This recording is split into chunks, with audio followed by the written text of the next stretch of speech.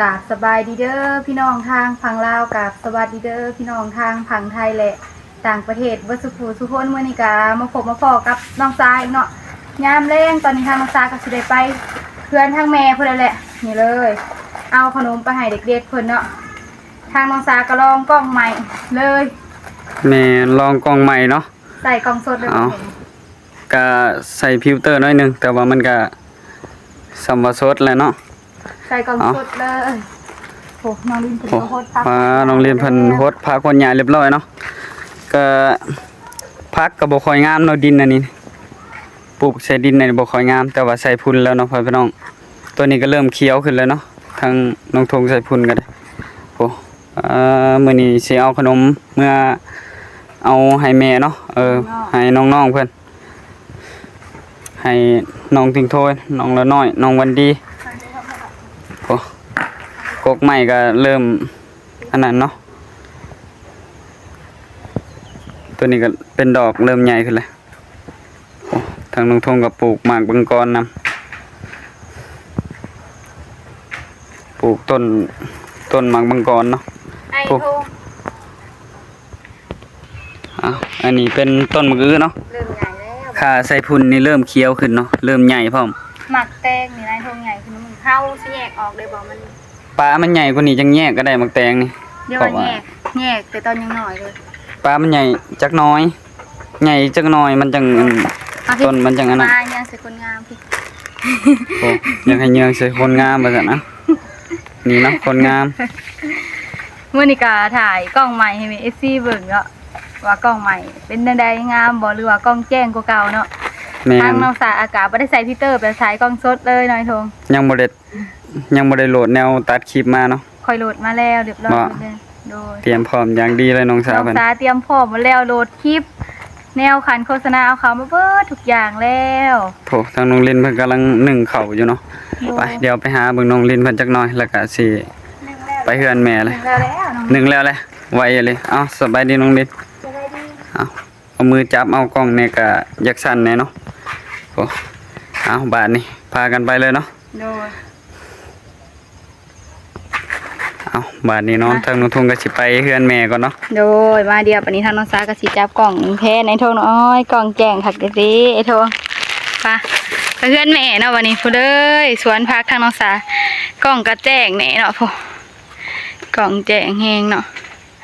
ทางน้องสาก็สิได้ไปเฮือนทางแม่เพิ่นแล้วไปกับไอ้ทงเอาขนมไปให้น้องๆเพิ่นเนาะถึงสิบ่หลายก็เอาไปให้เพิ่นกินให้น้องๆนั่นแหละพูดเลยอัดตู้ไว้ตลอดเนาะเพราะว่ายันม้าเขาเดี๋ยวไขประตูก่อนเด้อโอ้ให้ไอ้ทงพจูงรถมาเนาะทางน้องลิ้นเพิ่นก็นึ่งข้าวนึ่งน้ำแล้วเบิดแล้วโอ้ไอ้ทงเพิ่น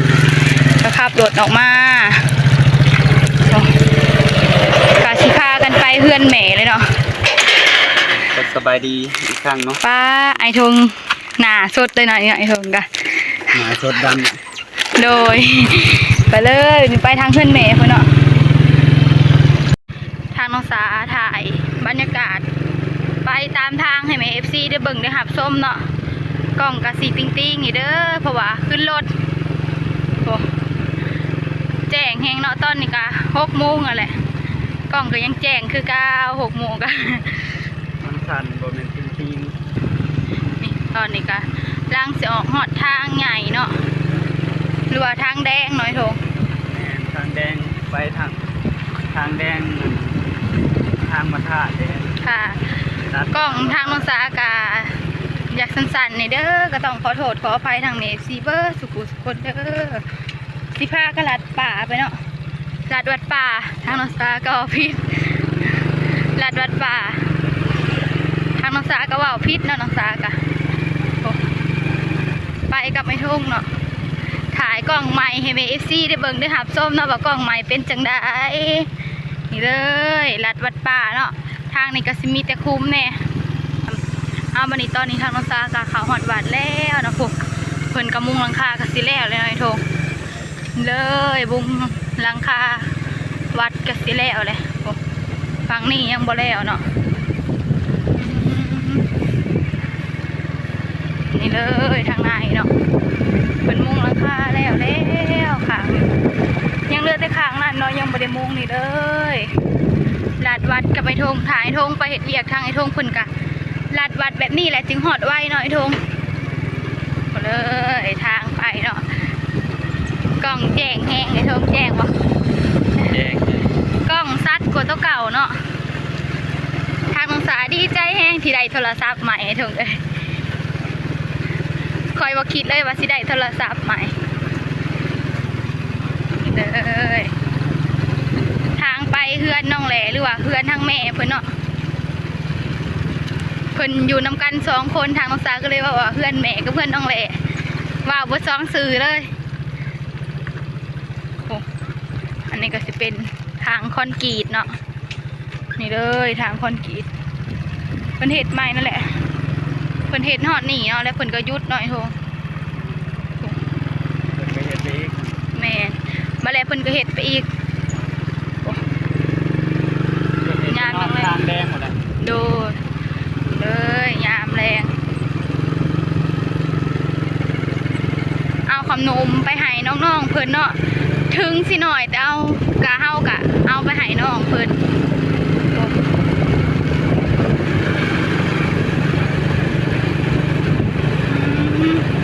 บรรยากาศยามแรงเมฟซีมาชมนันน้องสาเลยยามแรงเลยเย็นเนี่ยคือรถเนาะไปตลาดดองเว้นนี่ก็ไม่ทงป้าฮ้อนแท้ฮ้อนว่ะอายทวนๆแถมหนาเนาะไปตลาดนี่ก็ไม่ทง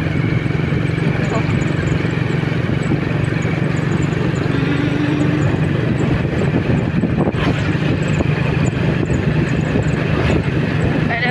ย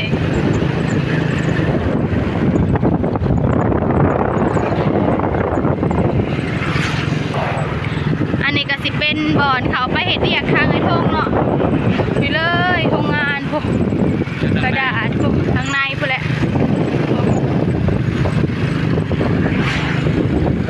บ่อนเห็ดเรียกไอ้ทงเนาะ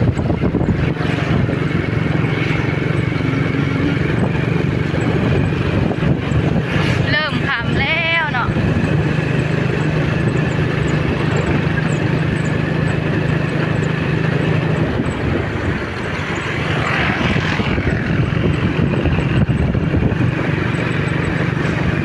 ซ้ำนี้เพิ่นห้างการเลิกการลดกันได้หลายในน้อยหนึ่งน้อยโท ทำบ้านนี้แหละ นี่เลยชมบรรยากาศไปเพื่อนน้องแหล่เพื่อนเนาะ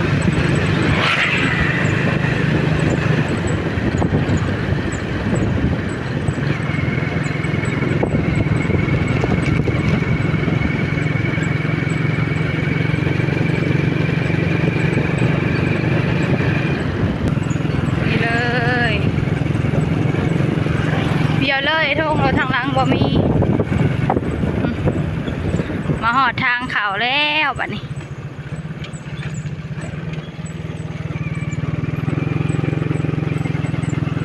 วางเว้นนิดพากันไปตอนเที่ยงเลยเนาะไปตลาดกะไปซื้อโทรศัพท์นั่นแหละแดดแห้งแท้แห้งหวะมาก็พากันออกหอนเบิดต้นโตความว่าแดด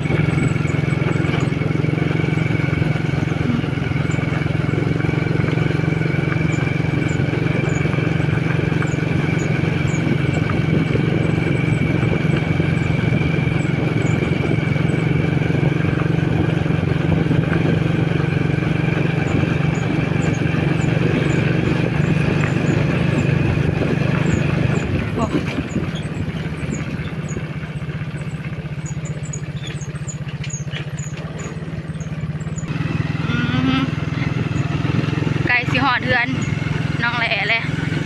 หรือว่าทางแม่เพิ่นนอนอยู่ตูบปล่อยถุงทางน้องสาก็ยังบ่ฮู้เนาะไปเบิ่งนำกันเลยว่าแม่เพิ่นนอนอยู่ตูบหรือว่านอนอยู่เฮือนเนาะ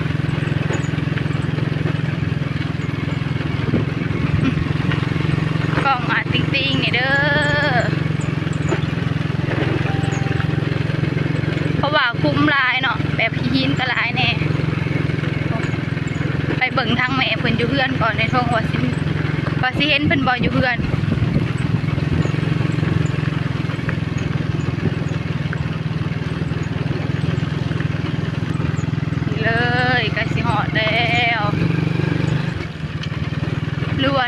พิ่นอยู่เตาถ่านบ่ลองเอิ้นเพิ่นลองเบิ่งเด้อทุก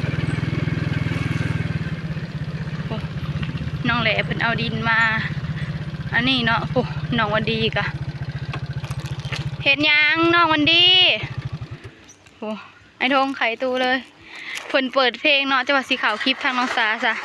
เปิดเพลงกับตอนหน้าเพื่อนน้องแหล่นี่แหละ ตัวผักนี่นะมึง โอ้อันนี้ก็สิเป็นเบี้ยมะฮุงเนาะอันนี้ก็มักได้ทงเลยเบี้ยมักได้ปะต้องเห็นห่างขึ้นให้มันลามขึ้นห่างมันจึงงามเห็นห่างขึ้นในเฮือนเฮาเดิ ผักดินนี่แม่งามเนาะ แม่นเพิ่นปลูกก่อนทางน้องทรายหน่อยนี่พวกเริ่มใหญ่เลยเลยอันนี้ก็เบี้ยหมกม่วงที่ทางน้องสาซื้อมาให้นั่นแหละป้าไอ้ทงพักมักงามแฮงเนาะโอ้ทางนี้ก็มีทางนี้ก็ต้นหมกม่วงอันนี้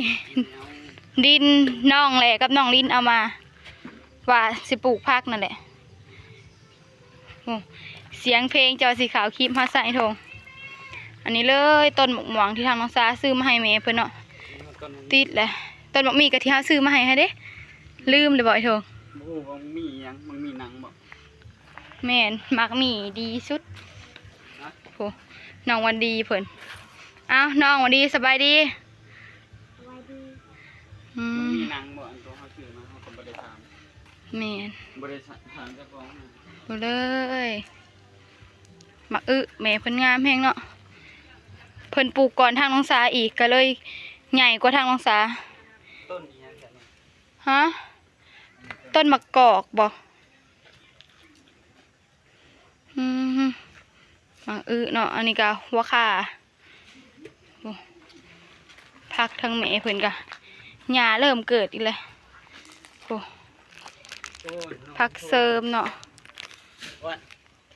ฮะน้องทิ้งโทยเพิ่นตัดขวด โอ้น้องทิ้งโทยเพิ่นก็ปัดกวาดเพื่อนบ่น้องทิ้งโทยดังไผเฮ็ดหยังไงค่ะสินึ่งข้าวยังน้องทิ้งโทยปัดเพื่อนบ่เอาสบายดีน้องทิ้งโทยสบายดีน้องละน้อยเฮ็ดหยังสินึ่งข้าวบ่บ่น้องเลยน้องทิ้งโทยคือดุแท้มื้อนี้เอาขนมมาให้น้องๆเพิ่นเนาะโอ้ยกแล้วพอเย็นแล้วน้อย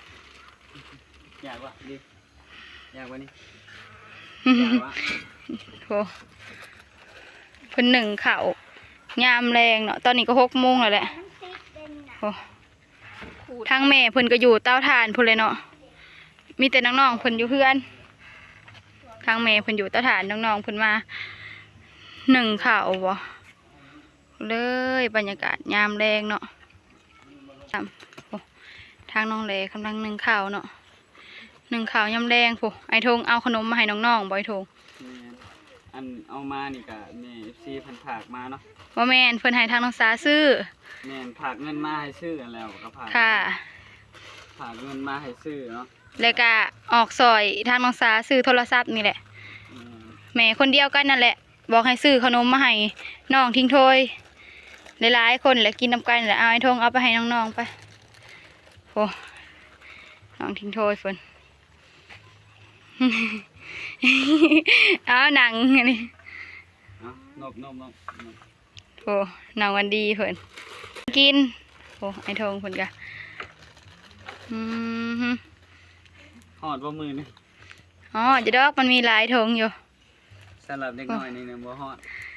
โดยการให้น้องแลเพิ่นเอาไว้น้ำแน่เอาไว้กินหลายมื้อเฮากะโอ้นี่ก็สิคำเลยเนาะโดยเอาน้องๆสิได้กินจักมื้อเด้อันขนมนี่ฮะพูนให้ทางน้องแลเพิ่นแบ่งไว้น้ำพูน้องแลเพิ่นก็อยากว่าให้แบ่งให้ก็ได้เพิ่นว่าเอาแกะเลยพากันกินเลยก็ได้แต่ขอบคุณทั้งแม่เพิ่นก่อนเนาะบ่ได้จังแกะก็ได้น้องละน้อยเริ่มกันโมเอาเริ่มขอบคุณทางแม่เพิ่นหลายๆเด้อจ้ะก่อนขอบคุณทางแม่เพิ่นหลายๆเด้อที่ฝากขนมมาให้น้องและน้อยก็ขอให้อยู่ดีมีแฮงความเจ็บอย่าได้ความไข่ยังมี ปรารถนาสิ่งใดก็ขอให้ได้สิ่งนั้นเด้อสาธุ ป้าโท โอ้ เก่งใช่ปะ เก่งแท้ น้องวันดีเด้เป็น น้อง บ่ วันดีลองมึงดู น้องทิ้งโทยเด้ เอาลองมึงจักหน่อย เอาดูลองมึงดู ไว้เพิ่นสิบ่ฝากขนมมาให้อีก แม่ แล้ว นเพิ่นสิบ่ซื้อให้กินอีกได้จังหน่อย น้องละหน่อยวิทย์แล้วยังเหลือแต่2คนนี่ เอาเว้าพร้อมกันเด้ออายกับน้อง นี่ไอ้ก็น้องทิ้งโทยเองคักบ่ เอาขอบคุณทั้งแม่เพิ่นไว้ เดี๋ยวเว้าตามไอ้เด้อขอบคุณ ขอบคุณ น้องละหน่อยนบน้องละหน่อย ที่ซื้อขนมมาให้ ที่ชื่อขนมมาให้ เอามือออกจากปากดีๆเอามือออกห่าง ให้อยู่ดีมีแฮง ยุงแห้ง ๆทิ้งโทยได้อยู่ คนเจ็บจะได้ความไข่อย่ามีเด้อ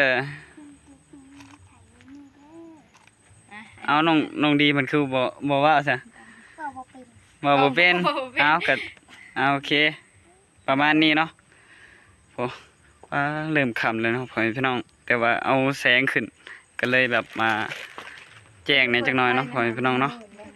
เปิดพันหมา ถือว่าค่ำสำนี้ยังเห็นอยู่เนาะพ่อแม่พี่น้อง ถือว่าแจ้งคัก ผ่านอยู่ก่อน แม่นผ่านอยู่กล้องก็ได้ ที่นี่ หาก็เปิดไฟ คนลืมเปิดไฟ ว่า นั่นก็เปิดไฟ เอามือเลยแบบอะไรก่อนนะทางน้องซากเอาขนมมาให้น้องๆคุณเบดเลยเนาะทางน้องซากาสิได้เอาวันนี้ทางน้องซากาสิได้จบคลิปเสียงฮันนี่ไปพอๆกันในคลิปหน้าเด้อกะขอบคุณทางเมซิเบอร์สุคนที่บนคลิปของน้องซาตั้งแต่ต้นจนจบคลิปบ่ขามโฆษณาทางน้องซาว่าพิศาจประกาศใดก็ต้องขอโทษขออภัยทางเมซิเบอร์สุคนทางน้องซาสิขอตัวลาไปเพียงเท่านี้ขอกล่าวคำว่าสบายดีบ๊ายบาย โดยสบายดีเด้อ